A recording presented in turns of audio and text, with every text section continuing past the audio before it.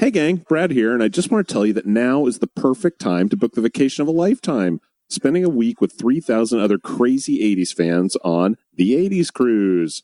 Royal Caribbean's Explorer of the Seas leaves Miami on March 8, 2020 for 7 glorious Caribbean days, with stops in San Juan, St. Thomas, Punta Cana, and Labadee. But the real fun comes from the performances by the B-52s, Bret Michaels, Berlin, Loverboy, Grandmaster Flash, Tony Hadley of Spandau Ballet, Tony Lewis of the Outfield, Patti Smythe and Scandal, Lita Ford, Midnight Star, The Jets, The Motels, Big Country, Katrina from Katrina and the Waves, Annabelle from Bow Wow Wow. Oh my gosh, can you believe that list? And everybody's favorite tribute band, Jesse's Girl. Every night on the ship is an amazing theme night, and all your drinks, including premium alcohol beverages, are included. And if you book with the promo code STUCK, you get a $200 cabin credit. Don't wait. Book today and relive the 80s with Spearsy and me on board the 80s Cruise. Find out more at www.the80scruise.com. Now on with the show. Travel back in time to the 80s, reliving the music. You can't have the Pretenders' first album. That's mine. I bought it. You did not. The catchphrases. Did you have a brain tumor for breakfast? And the wannabes. Sometimes I see you dance around the house in my underwear. Doesn't make me Madonna. Never will. Because just like you, we're stuck in the 80s. Can you say stuck in the 80s?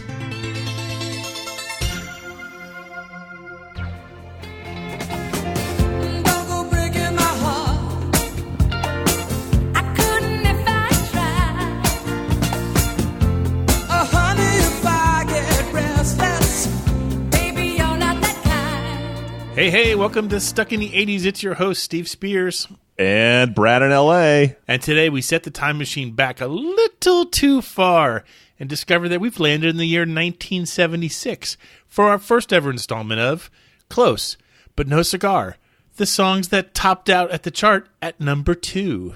I have only one thing to say to you today. It's a jungle out there. You got to look out for number 1, but don't step at number 2. Stuck in the 80s is a member of the CLNS Podcast Network. You can find our podcast on iTunes, Google Play, Stitcher, Spotify, and the CLNS Media mobile app. You do not lack for choices, Steve. You do not lack for choices. I'm adding new apps for our podcast every day, my friend. But you can also listen to it at the CLNS Media website. You can find that at clnsmedia.com. And as always, if you love the show, share the links on social media. Tell your friends. What is it they do these days? Instagram it. I don't have an Instagram. You might Snapchat your friends, maybe, if you're 18. And if you're 18, why are you listening to this show again, you weirdo? Yes. You are weird. And as always, don't forget to like our page on Facebook and follow us on Twitter.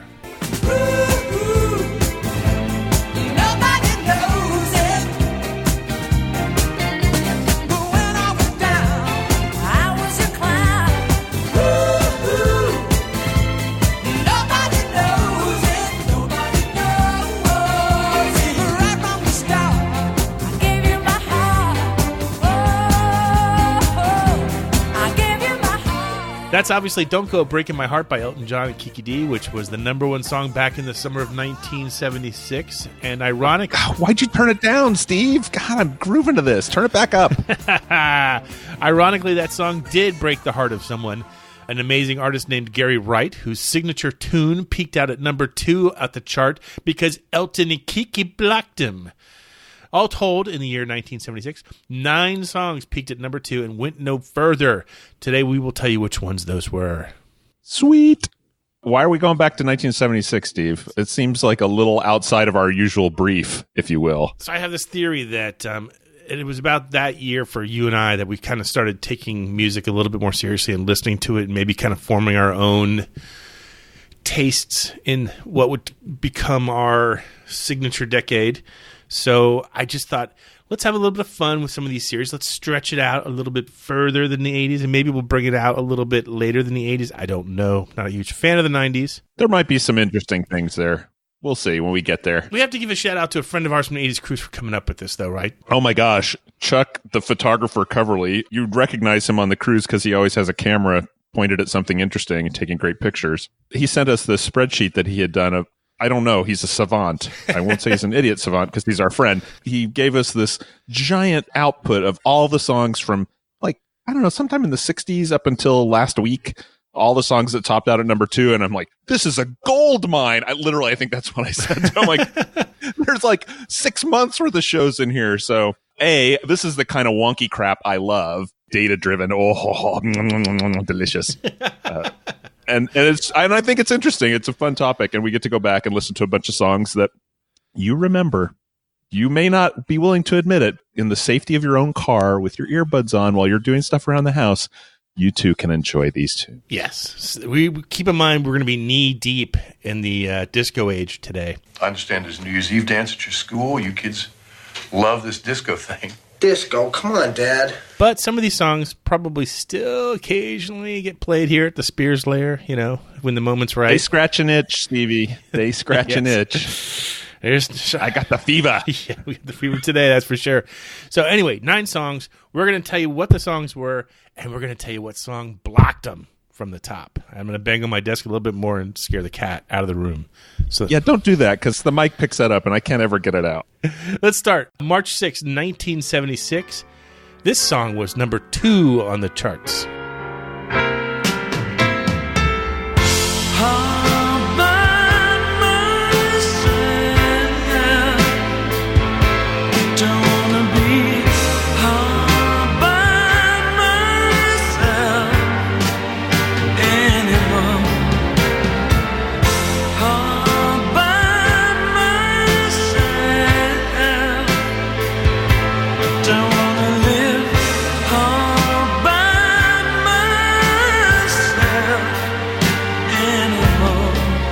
Eric Carmen, All By Myself.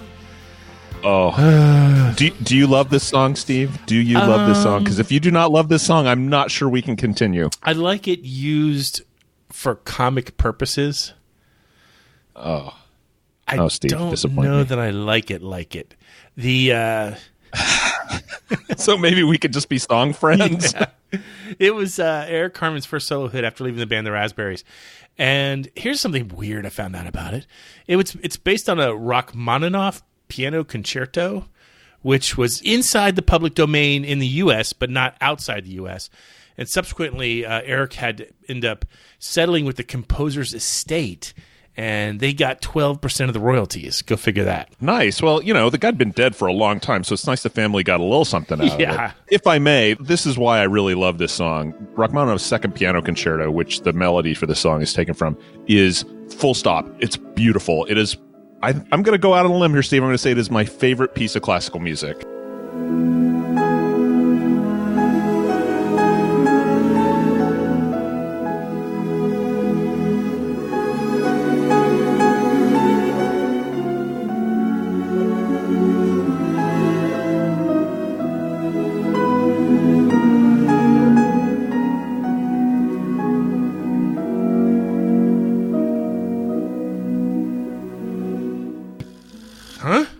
Were you talking? I'm sorry. You kept saying piano concerto. Don't be that way. Don't be that way. Look, as a kid, I was forced to go to a lot of classical music concerts. Yeah. And while present at these concerts, my brief was sit very still and do not rustle your program. So I can't go to classical music concerts anymore because those habits come back very quickly. And if the piece is something I'm not familiar with, I zone out within about 30 seconds, and then people are clapping. I'm like, oh, it's done. Cool. Okay, we get to go home. Yeah. Like, why did I buy this ticket? I can zone out at home. Yeah. But I will never forget the first time I heard this piece. It blew me away. Okay. It is just beautiful. So go check it out. Yeah. For the rest of us, though, who are still stuck in the 80s, you probably remember Eric better for the song Hungry Eyes from the Dirty Dancing soundtrack in the late 80s. Now, what song or 2 songs kept it out of the number 1 spot? Love Machine Part 1 by the Miracles.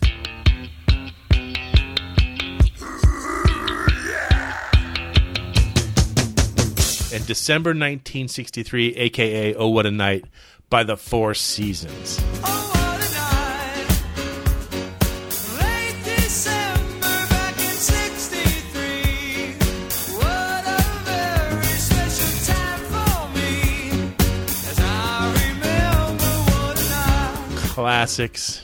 Classics. You might, for your 80s connection, you might remember the Wham cover of Love Machine from their debut album. Fantastic. I will never understand your fascination with Wham. I'm not fascinated with it. I love that first album. It is so good. Jesus, it is so good. No. It is so good. No. Write in and tell me I'm wrong, or write in and tell me I'm right. That's Brad at sit80s.com. Actually, you know what? If you think I'm wrong, keep it to yourself. Yeah, that's what I'm thinking people are going to do. They're going to be like, you know what? We can find a better podcast than this. We really can. We're going to make this one that podcast. Stick around. Okay, let's keep it rolling here. Same month, March 27th, 1976. Gary Wright, one of my heroes, tops out at number 2 with this song. Fly me high through the starry skies, maybe to an astral plane, cross the highways of fantasy, help me to forget today's pain.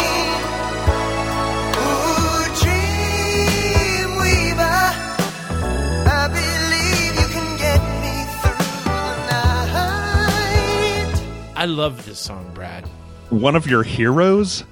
For yes. What? That's being the most 70s being the most 70s he possibly could be. I mean, this is like quintessential 70s. Yes, no question about it. It is. I love the fact that this song gets used over and over and over again in movies, almost always with comic intent.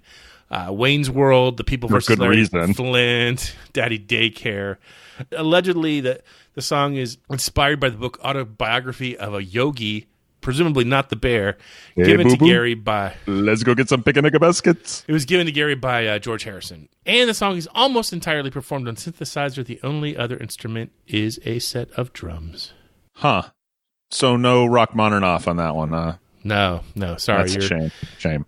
Let's think about what kept it off the charts. It's the same month, so obviously Oh What a Night was still in the number 1 spot at that point. But so was a song called Disco Lady by Johnny Taylor.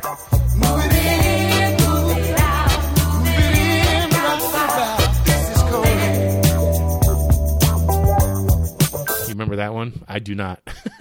I do remember that song. I was listening to it again this morning while I was putting together the Spotify playlist for this episode. And I think even at 9, I was like, this song's kind of dirty. Disco Lady? Yeah. I guess it's not move Dream it Week. in, move it out. Oh, that's right. Okay, It's now not, I was like, huh, Disco okay, Lady. interesting. Yeah. Okay, fast forward to May. In the beginning of May, 76, this was the catchiest tune in the land, and yet it only topped out at number 2.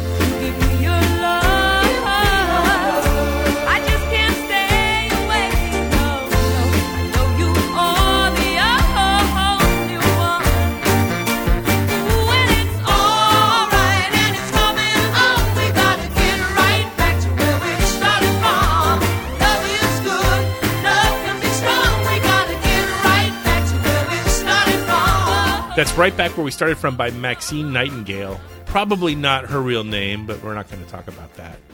Let's not quibble. Yeah. I didn't realize she was a British R&B singer. I just, you just assume. I make bad assumptions. Yeah. I have a history of that. Well, the accent, for some reason, accents seem to disappear when people sing. Why is that, Steve? I read that it's because British singers are emulating their R&B heroes or the rock and roll heroes from earlier decades, which were American, and hence their accents disappear. So their vowel sounds and change. Yes. Oh, that's cool. I have read that. Nightingale, her career got started in the late 60s. She appeared in a UK production of the musical Hair. This song would become a huge hit in the London discos before it came to the US. She would also hit the charts again in 82 with a song called Turn to Me. And then she completely dropped out of the pop music scene and focused the rest of her career where she still is performing as a live jazz performer. So there you go. Well, she's got the voice for it. What kept Right Back Where We Started From the top spot?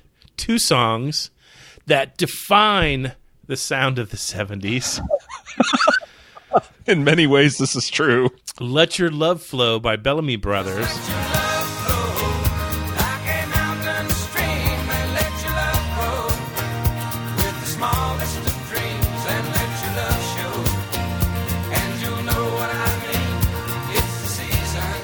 and Welcome Back by John Sebastian, a.k.a. the Welcome Back Kotter theme song. Welcome back. Your dreams were your ticket out. Oh my gosh. Back in the day when TV theme songs regularly charted. I loved Welcome Back Kotter, didn't you, though? I mean, come on. Oh, yeah. That was mandatory watching. You got a little stand-up at the end. Yeah. You know, my uncle. Signed Epstein's mother, stuff like that. I can never, ever get enough of Welcome Back, Kotter. Okay, Steve, let's remain in the summer of 76 as we are now in the summer and enjoying it. I give you this delightful tune, delightful. There's no other way to describe it, called Get Up and Boogie by the Silver Convention. Get up and boogie. Get up and boogie.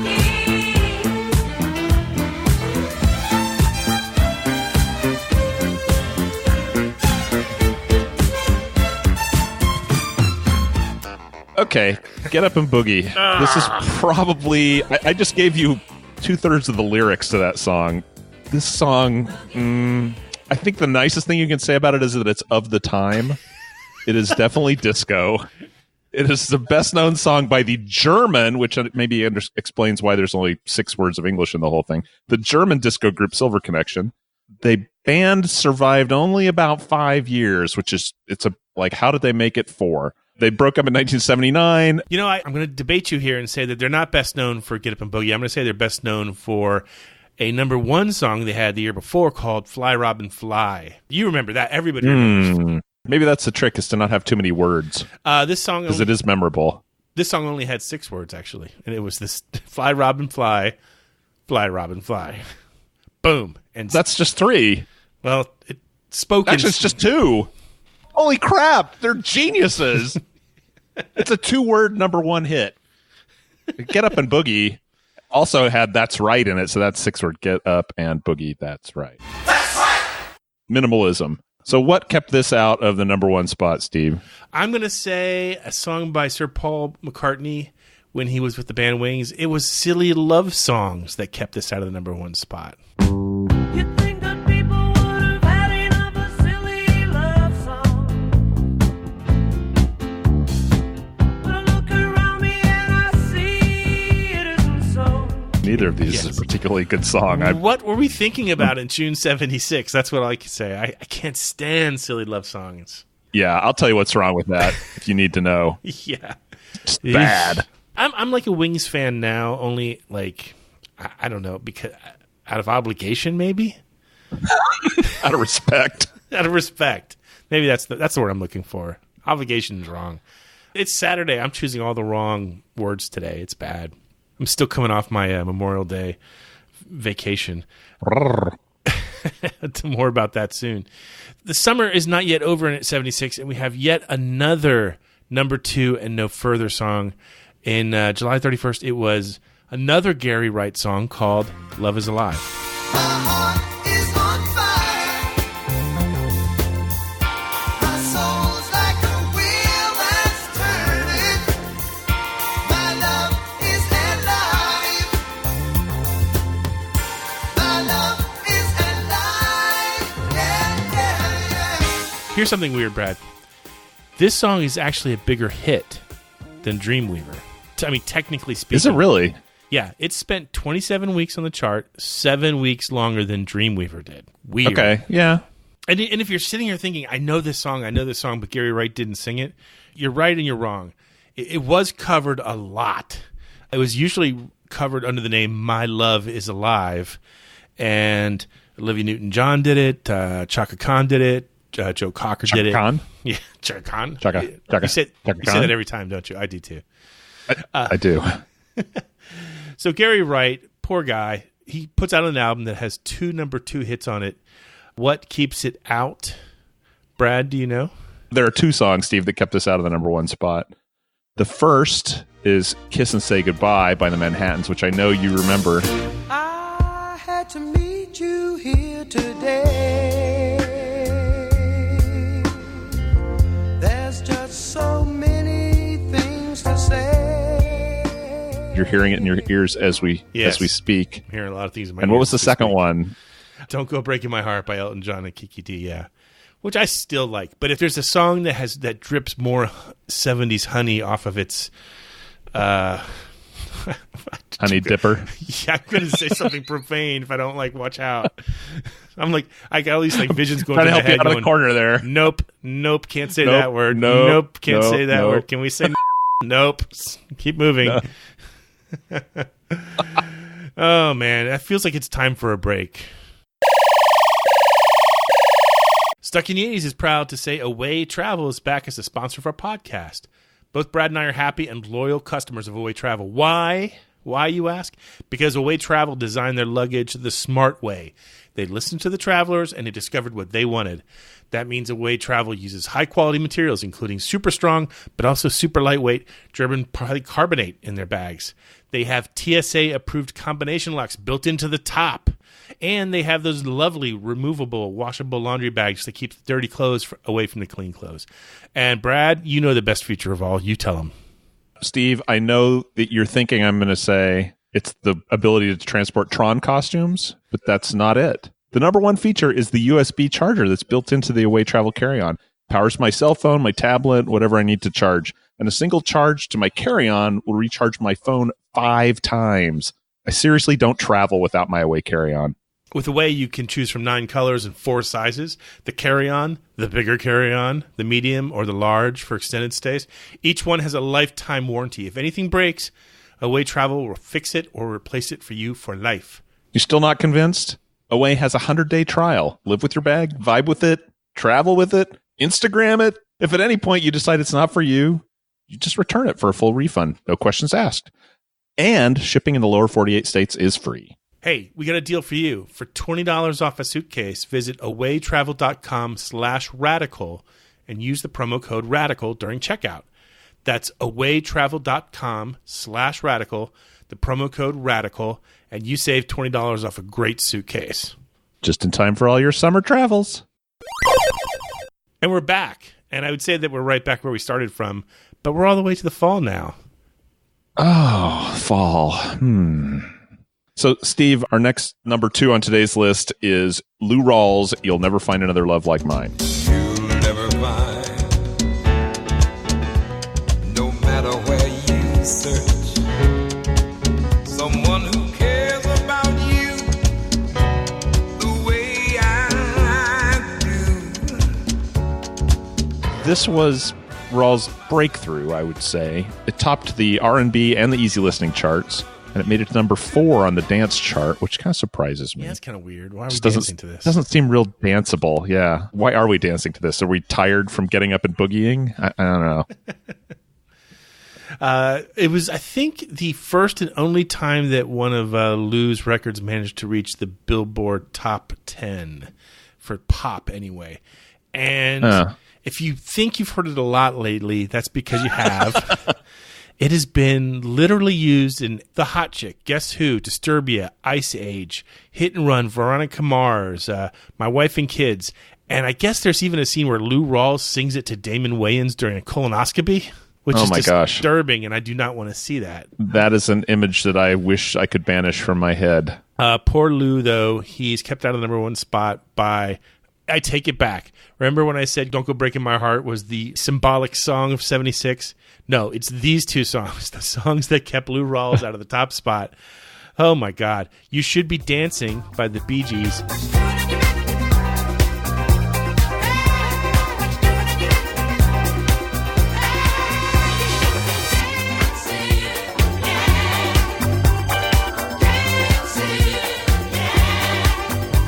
And Shake, Shake, Shake Your Booty by Casey and the Sunshine Band. Shake, shake, shake.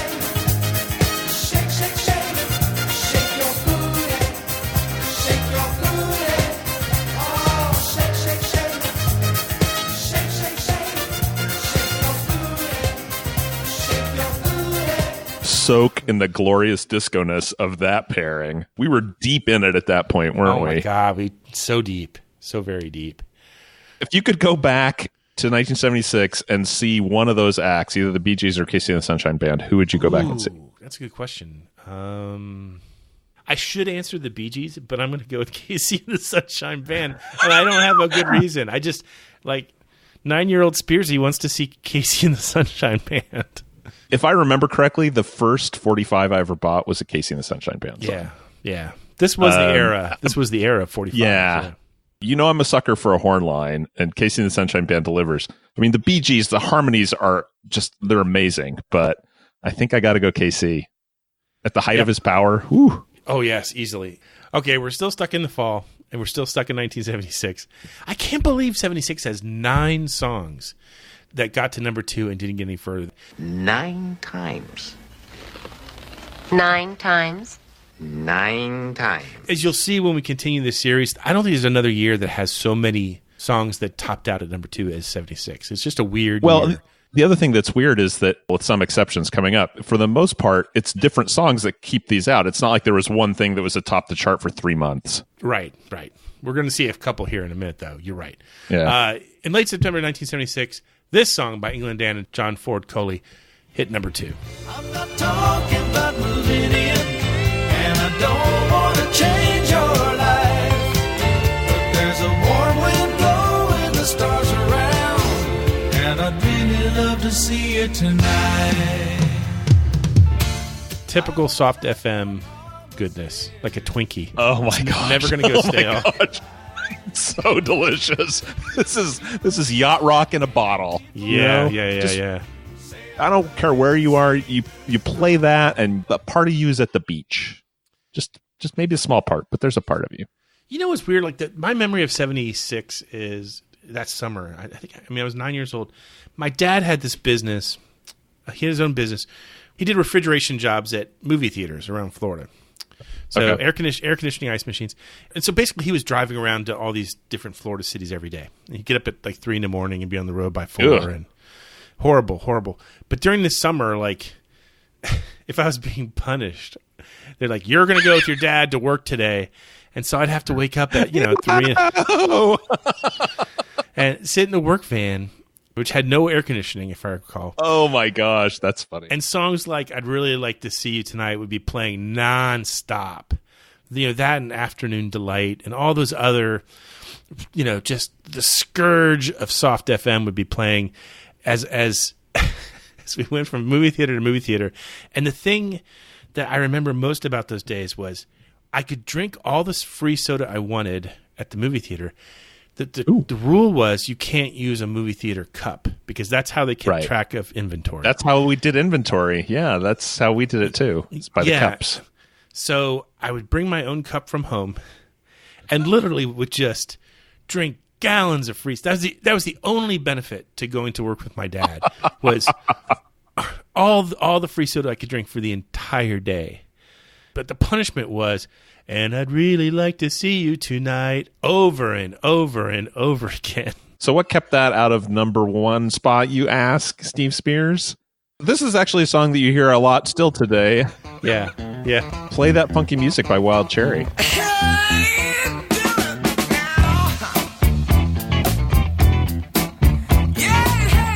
That's a good choice. That gets a lot of airplay still. Yeah. Yeah. Rightfully so. That's a good song. I like that. We're deep into 76 now. We've only got 2 left. Brad's going to introduce this next one because I know it's so close to his heart that I could not possibly do it justice. This is Gordon Lightfoot's The Wreck of the Edmund Fitzgerald. The legend lives on from the Chippewa on down at the big lake they call Gitchagumi.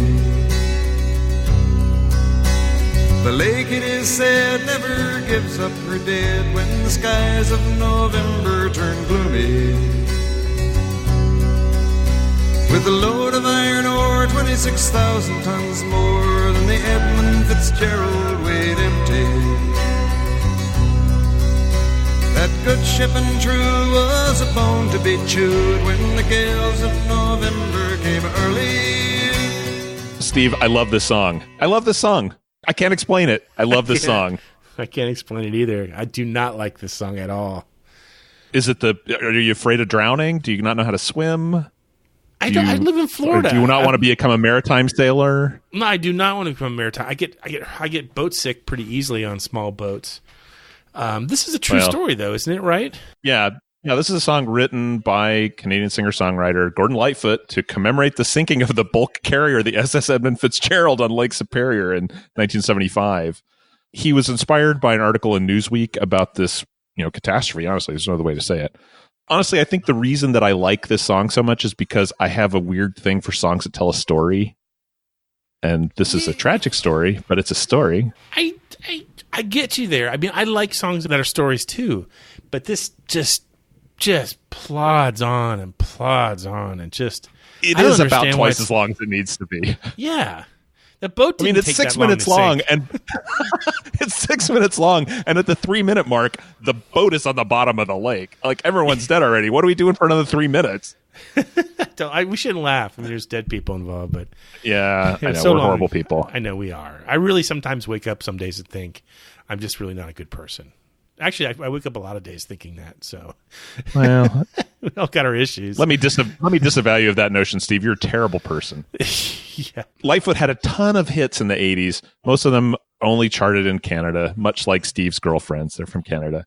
Yeah. His biggest charting song in the the Niagara Falls area. His biggest charting hit in the 80s in the United States was Baby Step Back, which I don't think I could hum a bar or two of that if you paid me. Yeah, it's weird. He still tours like crazy. Does he? He's all over the place. Huh. Yeah. I mean, he's always rolling through Tampa Bay and playing for an acoustic set with Gordon Lightfoot. Yeah, it's just, I can't even say his name without snickering. I'm sorry, Canadians. I just can't. I'm trying. I just can't. I'm sure he's a lovely man. Get us out of this cul-de-sac, Steve. What kept the wreck of Edmund Fitzgerald out of the number one spot? Well, that was Sir Rod Stewart with this song, Tonight's the Night. Tonight's the night. It's gonna be alright. 'Cause I love you, girl.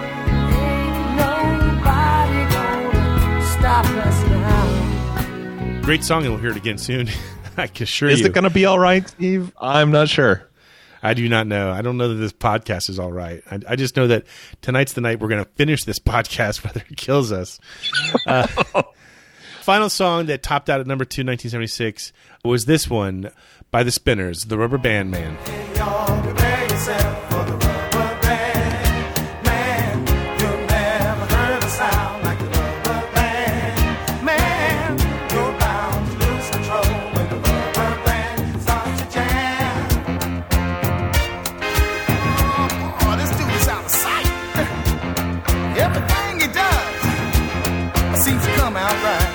Now, this song I enjoy listening to. Oh, yeah.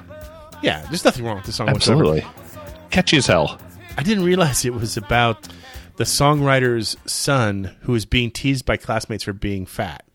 And the song was actually called The Fat Man for a long time before. Oh, jeez. I mean, that's awful.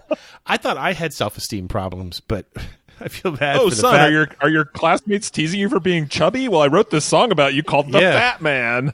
Oh, thanks, you don't Dad. like that? I'll be in my room killing myself. Yeah. I'm going to change that to the Rubber Band Man to help cheer you up, buddy. Pop quiz for you, Steve. What Bill Murray movie does this song appear in? What Bill Murray movie? Early 80s.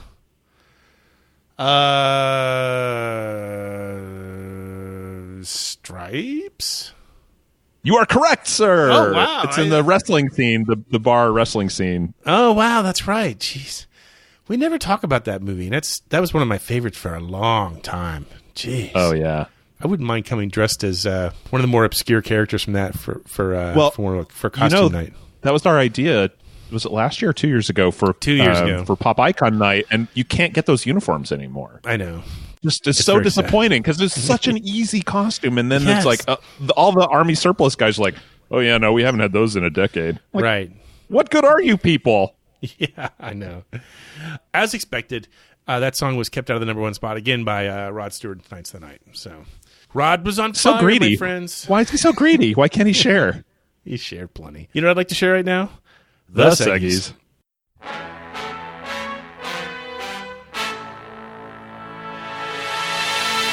Hey, it must be time for a listener mailbag. We got a lot of comments over the last week about our last show, which was the summer movie showdown of 1979 versus 89. And I am willing to concede defeat that Brad did justifiably prevail in our battle. But just to show that it wasn't completely unanimous. It was not completely unanimous. And we got this lovely letter from Victoria in Big Bear, California. So, Brad, why don't you suck You're it going up? to make me read this, aren't you? You're going to make me read this. I'll read it. You're a I'll read bad it. man. You know what? I'll read it. Hi, Steve and Brad. I was so excited to see this week's topic, the summer movies of 1979 versus 1989. Steve, starting out with the dark horse favorite of mine, Over the Edge, sealed it right away for me. Sorry, Brad. Hold on. Stop right she there. Wrote so that. She basically, wrote that. I know she did. So basically, Victoria, what you're saying is you heard one movie and decided before you listened to it. So you're a single issue voter, is what you're saying. Okay, I got it. Okay. Yeah, that's fine. I lost the single issue Over the Edge voters. No, she's okay, going to make Victoria, a point that's here. fine. She's going to defend it still. I, like Steve, didn't see this one in the theaters because I was only 9 years old at the time, but I must have seen it 20 times on cable in the subsequent years. The other movies on the 1979 side resonated with me, of course, and included the beloved Meatballs and the number one pick, Breaking Away. I can't explain why this movie is so wonderful. On the surface, it makes zero sense that a 10-year-old girl would want to watch Breaking Away once, let alone over and over and over again, every single time it was on TV, in fact. But I have vivid memories of dropping whatever random activity I was doing on a Saturday afternoon to watch Breaking Away. It has a strange allure for me. Back to the show. After listening to Brad's 1989 list, I was a little underwhelmed. Ouch. Okay, Batman. But really, that was it for me until the honorable mentions. Uncle Buck, yes. Dead Poets Society, so much yes. Only to be countered by Steve and The Jerk, which wins for all the movies. So my final decision is 1979 is the winner. But as an aside, can we all talk about the fact that 1989 was 30 years ago? How did we get so old so fast? I am forever stuck in the 80s, sometimes the late 70s. Victoria in Big Bear. Okay, Victoria, that's fine. I accept your input, and I will say the reason Dead Poets Society didn't make my list, and I really thought Steve was going to get all over me on this, is it doesn't feel like a summer movie to me. It's a serious movie. Yeah. And so I kind of took it out of the running for that. I put it in my honorable mentions list because I knew I'd get a rise out of Steve by doing it, even more than just ignoring it altogether. But you didn't rise to the bait on that one, man. So No, I agree with you. It doesn't. It's a great seem like movie. It's a great movie, but it's like Oscar bait. It should have been released in November. We should do a show, and I think about this all the time whenever I am like surfing YouTube and stuff like that. I think, God, we really should do just one show on Dead Poets Society. Like we've done all these shows on one single movie, and we've never done Dead Poets Society. Like, why? I mean, we've had that's shocking 14 years to do that, and we've never done it. I can't explain. I don't know. It's a hard movie to talk about because it's almost tragic. Yeah. It's like, how are we going to have fun? Oh, I mean, I can't. They stand on death, Steve. I can't celebrate a movie that I suicide in it. I just can't. Yeah. And I mean, I can appreciate it. I can love the movie, but I can't do a podcast on it. It's just. Oh, man, just too dark. Anyway, we love your letters. Please send them to podcast@sit80s.com.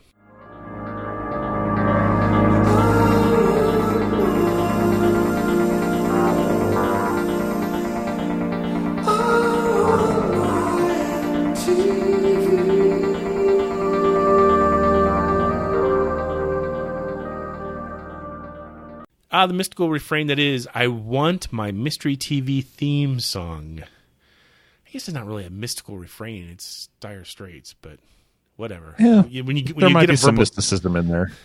When you get a verbal tick, you stick with it, especially after 507 episodes. You know the deal here. We'll play a snippet of a theme song from the 80s. If you get it right, you're into a drawing for some swag. Currently, it is we're waiting on a shipment of bottle openers. New bottle openers. Envelope friendly. I know I owe one of our winners a 80s Cruise magnet. Yep. I am going to try to send that this weekend. I literally have not had stamps for 6 months. There's just no reason for me to ever have stamps. And so I don't. And so I finally, after like I wonder if there's a place where you could get stamps, Steve. Oh, no. The grocery stores sell them here. Well, they do here too. But every time I'm at the checkout. But you don't buy groceries? No, I buy groceries. I just bought them, and I bought them at the grocery store. Damn it! But I'm just saying, I go there, and I got other things in my mind, and I didn't do it. This is just me deflecting criticism from the fact that I have a 4-month backlog of bottle openers to ship out when they show up. Yeah. I'm talking to you, Mark Ram. You're first on the list. I know, and I know I have one magnet. Of course, now I have to hope I have envelopes around here and stuff like that. So we'll see. Steal some office supplies, dude. I'm trying to get my life back in order. Right now. Things are clicking in great ways. I suck at sending mail. I still have my Mother's Day card from my mom downstairs. So. Oh no! Did you at least call her? Yeah, of course. But I mean, it's still sitting downstairs. I was going to mail it yesterday and still forgot. Anyway, she'd really love to see you tonight. We were doing well. Apparently, I'm all by myself on this podcast. Oh no! Sorry, this is bad. People at home are like, "Click." Okay, what else is there to do today? Okay, pay attention. The last time we did this segment, here was the show.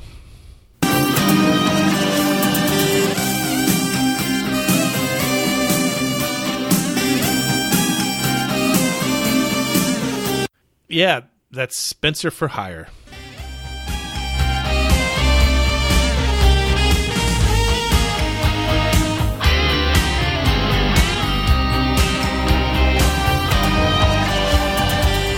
Yeah, we had to play the longer clip on that one to draw you poor folks in.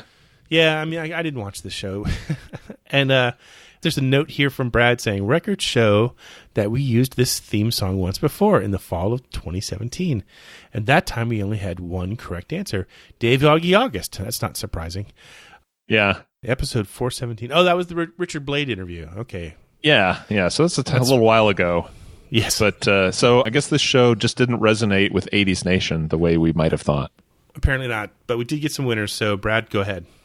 I'm so pleased to be able to read some winners this week. Winners this week include, no, who am I kidding? Winners this week are Brock in North Dakota, Janet JFK Knott in Monroe, Louisiana, John in Dallas, and Dave Dirt, who writes, I had no clue what the TV theme was when all you played was the drum machine part.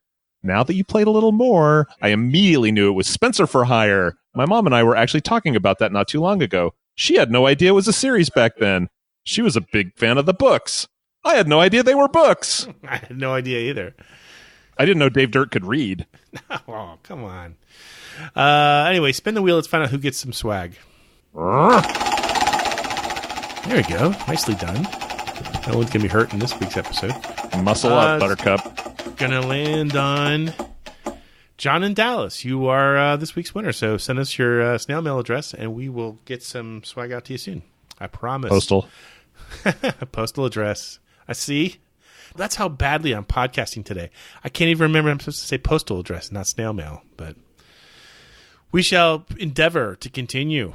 Pay attention. Here's this week's mystery clip. If you know it, email us at podcast@sit80s.com and tune in soon. Find out if you're a winner. We'll be right back after this commercial break. Wait till you see what's coming from Honeycomb. 1984 mini metal license plates.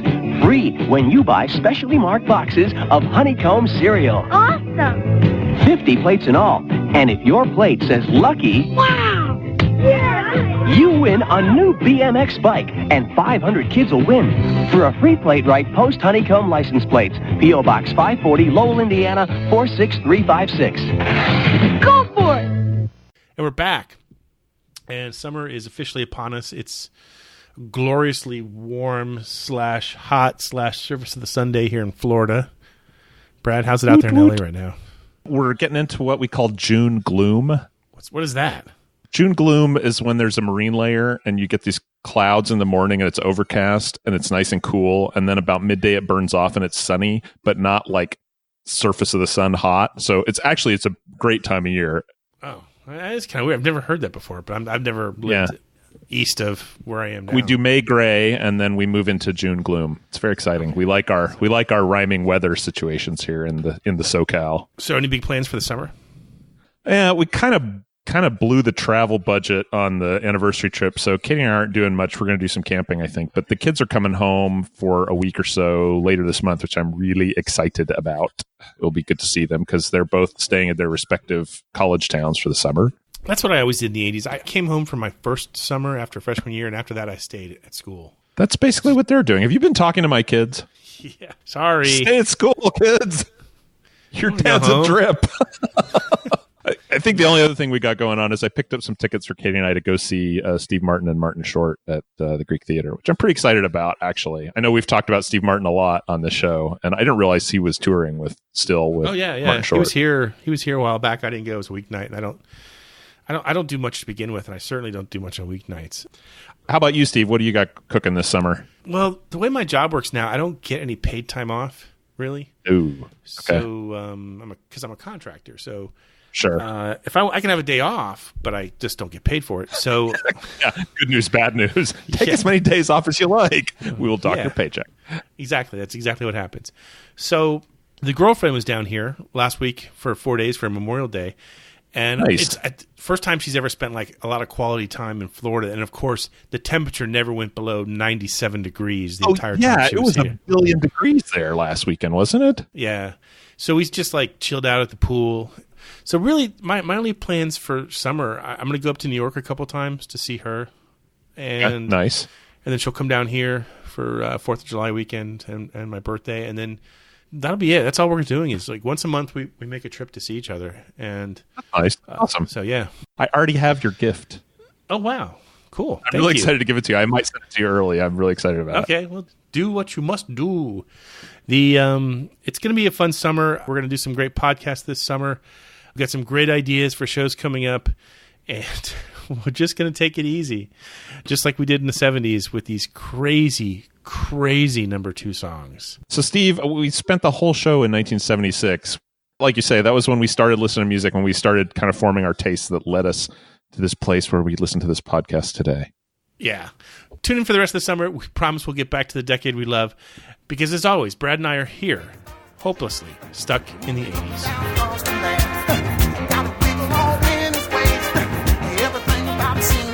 Stuck in the 80s is a member of the CLNS Media Network. Special thanks to Check Battery Daily for our theme music. And don't forget to subscribe to the podcast on iTunes, Stitcher, or the CLNS Media mobile app.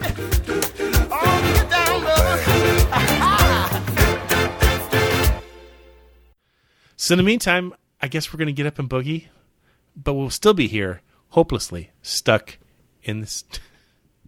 me.